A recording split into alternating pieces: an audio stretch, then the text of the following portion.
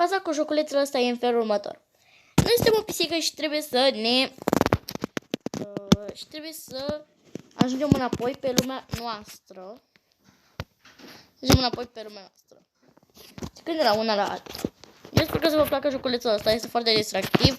În videoclipul de azi m-am enervat la culme și n-am mai putut de nervi. Sper că să vă placă episodul și dacă vă place, nu uitați să dați like, subscribe și comment. Și vă lăsa cu clipul.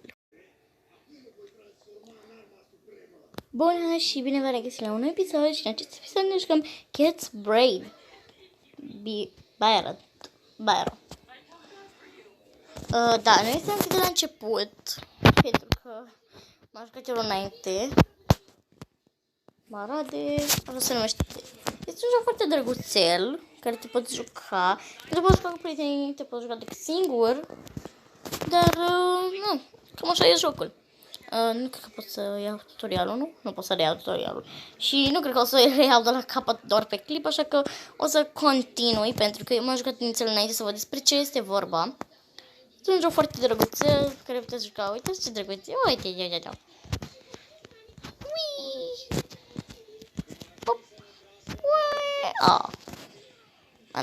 Da, știu. Te lovești, te aduci din prima.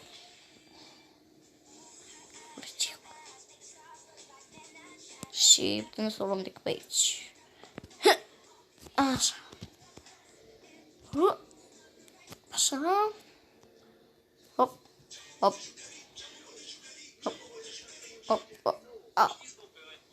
Mamă, ce bine că... Doamne, de câte ori de iau de la capăt.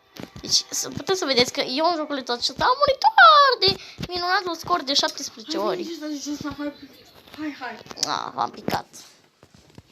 Nu pot să credeți. Ai, ce greu e. Ok. Da, nu pot să cred ce s-a întâmplat. Tocmai s-a întâmplat. Bun, și-a revenit, dar reclamele sunt foarte rare. Bro, ban! Acum. Hop. Drăguțel jocul ăsta. Mie îmi place una. Am găsit ce jocuri să mai filmez, că nu știu ce să mai filmez, știți? Și m-am văzut joculețul ăsta, e atât de drăguț. A picat bine. Mă duc încoace sau să iau pe aici? Vreți să iau pe aici pe jos? Treia, da. Mă întreb acum, mai trebuie iară să iau coloana dacă... Hop.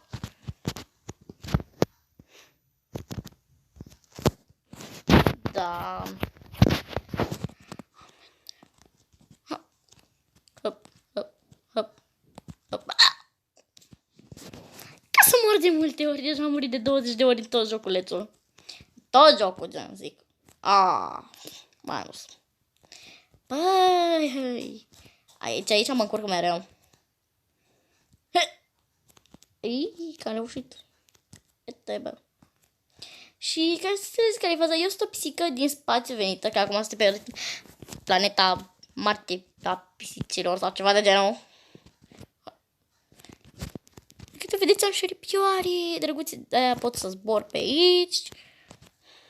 Sunt o fel de pisică liliac, dacă să nu zic greșit. Fel de pisică liliac. Foarte drăguțică, dacă mă întrebați pe mine. Care nu știe să facă nimic. Da. Mama, era să mă lovească aia acolo. Și e musai să te duci după coroana asta. Dar cred că știți ce cred că o să fac? Cred că mă duc aici. Deci în nivelul ăsta. Nivelul 5.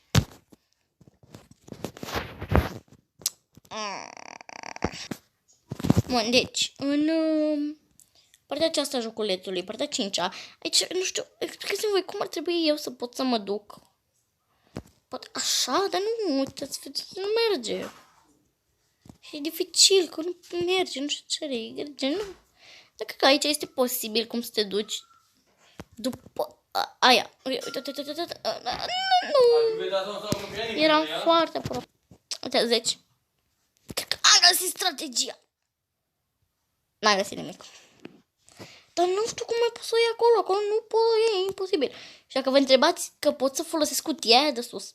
Hai că m-am și dus. Hop. Hop. Ce-am picat? Hop. Hop. Hop. Hop. Hop. Hop. Hop.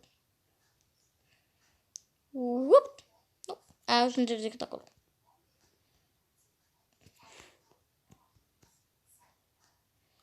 Dar nu pot să o dau.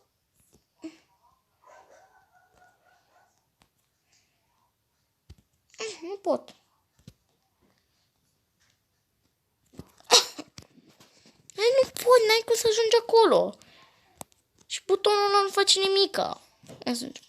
Și că nici partea asta avem un buton aici. Care momentan nu face nimic. Ce să faci ceva? Am dus. Revenim după ce facem ceva. Și am uitat să pornesc videoclipul cât aparent am terminat levelul 6, dar am terminat. Și am nu știu corect. Levelul ăsta este locul ăsta e atât de drăguț. Și liniștitor. Bine, nu liniștitor, că mori. M-am dus.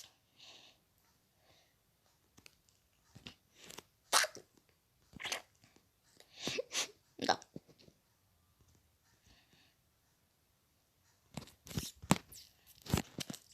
Bă, să fac cumva cum am...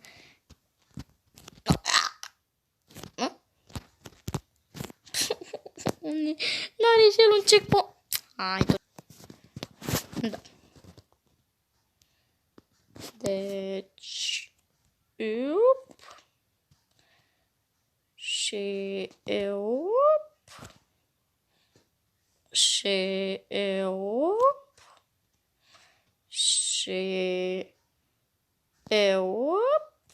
așa. Hehe, să ajungem sus. Să luăm că probabil o case ceva.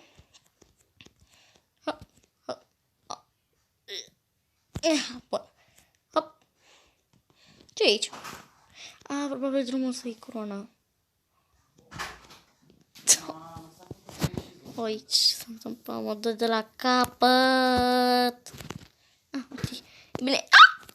M-am lovit din nou. Da. Deci dați like.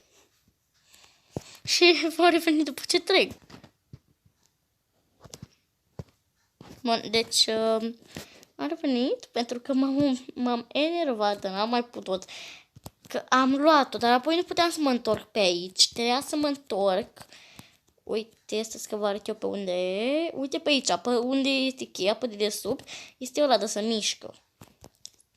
Față, spate. Și acolo trebuie să pic, probabil, ca să meargă. Să pic bine. Bine. Bine, mă, bine. Bine că am picat fix la final.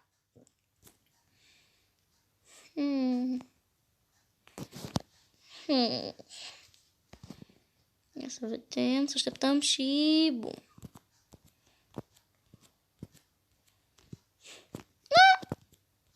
M-am dus invers. Hop, hop, hop. Și hop, sărim aici. Așa, hop. Bun. Bă, ce șmeră mă lovesc alea.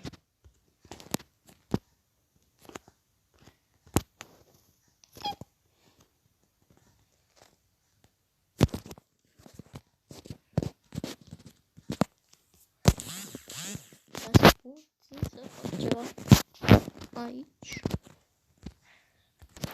Și am ajuns în sfârșit aici după 5.000 de ani în care am murit. Și m-am enervat, am ajuns.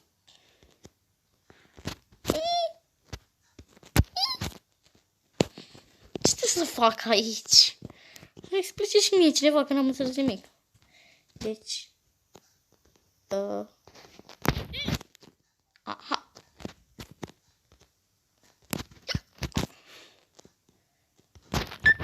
M-am lovit. Este greu. Dar vom reveni cu nivelul ăsta. Și noi ne vom vedea pe data viitoare. Pa!